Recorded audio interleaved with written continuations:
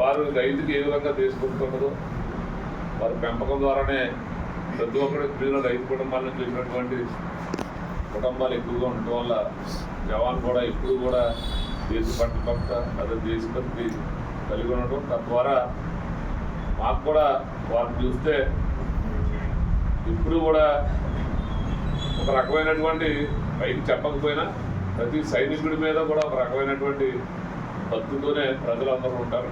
దాన్ని సైనికుడిగా పంపించినటువంటి ఆ కుటుంబానికి కూడా సైనికుడికే కాదు గ్రామాల్లో కానీ పట్టణాల్లో కానీ వారి కుటుంబాలకు కూడా మంచి గౌరవం దొరుకుతుంది. ఎందుకంటే ధైర్యంగా పంపించినటువంటి తల్లిదండ్రులు కూడా సైనికుల యొక్క తల్లిదండ్రులు అందరికి కూడా దేశంలో ఎవరైతే సైనికులుగా ఆర్మీలో కానీ మిలిటరీలో ఎందులో పంపించినా ముందుగా వారి తల్లిదండ్రులు కూడా పాదాబంధనాలు తెలియజేసుకుంటున్నారు. చాలా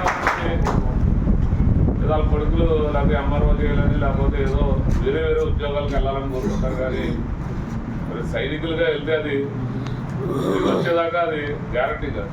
యుద్ధం అనేది ఏ సమయంలో ఎప్పుడు ఎలా వస్తుందో, యాక్సిడెంట్ ఎలా ఉంటుందో యుద్ధం కూడా అంతే. ఇప్పుడు మనం చూస్తూ ఉన్నాం ప్రతి నుంచి కూడా చైనా వారు ప్రతి నుంచి మనల్ని కవిస్తూ ఉన్నారు.